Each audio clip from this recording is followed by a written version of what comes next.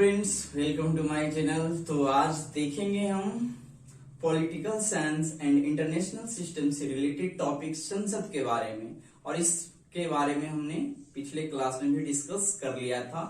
तो आज हम देखेंगे राज्यसभा की संरचना के बारे में, ठीक है ना। और तो चलिए वीडियो शुरू करते हैं।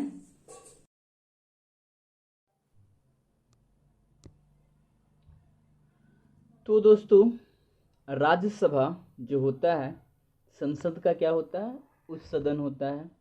यह राज्यों तथा संघ राज्यों का प्रतिनिधित्व करती है। अनुच्छेद 80 में राज्यसभा की संरचना से संबंधित नियम हैं। ठीक है, तो अनुच्छेद 80 में क्या है थोड़ा ये देख लेते हैं। तो अधिकतम सदस्य कितना होना चाहिए? 250 फिलहाल अभी है। निर्वाचित उसमें 238 होते हैं, जो एकल संक्रमणीय प्रणाली के द्वारा चुने जाते हैं, है ना। आनुपातिक प्रतिनिधित्व प्रणाली जो होता है उसके तहत एकल संक्रमणीय प्रणाली के द्वारा जो भी निर्वाचित सदस्य है वो चुने जाते हैं। मनोनीत कितने होते हैं? तो मनोनीत 12 सदस्य होते हैं, जो साहित्य, विज्ञान, कला, समाज सेवा के क्षेत्र से चुने जाते हैं। और इसी में चौथी अनुसूची राज्यसभा में सीटों के आवंटन से संबंधित है। थोड़ा और देखते हैं।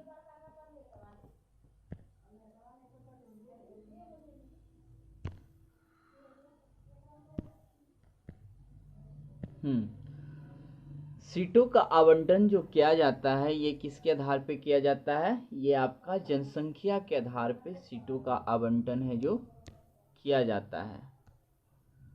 सीटों का आवंटन जो है राज्यसभा में जनसंख्या के आधार पर किया जाता है। इसका मतलब है कि जहाँ की जनसंख्या अधिक होगा वहाँ से अधिक सदस्य चुनकर आएंगे राज्यसभा में।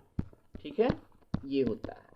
अब है वर्तमान में राज्यसभा में सीटों की संख्या क्या है, थोड़ा इसके बारे में देखते हैं। तो अधिकतम तो 250 निर्धारित किया गया है।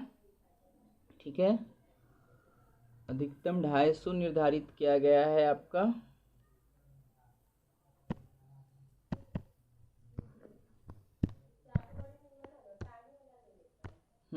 अधिकतम सीट 250 निर्धारित किया गया है, जिसमें 238 जो होते हैं निर्वाचित होते हैं, 12 अभी हमने बताया कि मनोनीत होते हैं। लेकिन वर्तमान में 245 में क्या होगा? 233 हो जाएंगे निर्वाचित और 12 जो मनोनीत है वो तो रहेंगे ही। अब एक चीज और है कि इसी में से राज्य से 225 और 8 जो है केंद्र शासित प्रदेश से चुने जाते हैं राज्यसभा में। तो ये जो 8 हैं आपका दिल्ली, जम्मू कश्मीर और एक पुदुचेरी। चलिए पुदुचेरी यहाँ लिख देते हैं, पुदुचेरी। तो दिल्ली से 3 सदस्य होते हैं, कश्मीर से 4 होते हैं, ठीक है, और पुदुचेरी से जो होते हैं 4 3 7 यहाँ 1 होते हैं। तो राज्यसभा में सीटों का बंटवारा कुछ इस प्रकार से है। अब देखिए ये जो है आपका निर्वाचित सदस्य अन्य राज्यों से 225 जो हैं, इसके लिए वीडियो मैं अलग से बना दूंगा, इसमें टाइम लगेगा और सब याद नहीं रह पाता है। चलिए नेक्स्ट देखते हैं। नेक्स्ट पेज में क्या है, इसको देखते हैं। लोक प्रतिनिधित्व अधिनियम 1951। तो लोक प्रतिनिधित्व अधिनियम क्या था? तो कह रहा है इसमें प्रावधान था कि राज्यसभा निर्वाचित होने वाला सदस्य उसी राज्य का होना चाहिए जिस राज्य से वो चुना जा रहा है।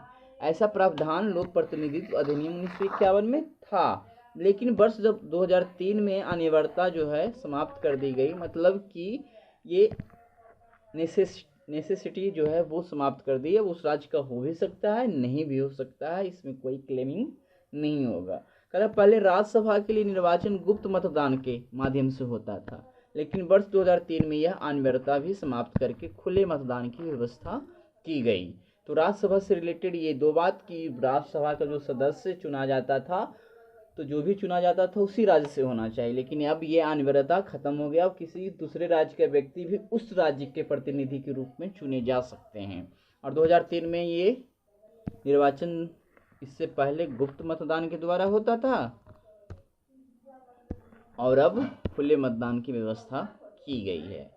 अब थोड़ा सा देखते हैं।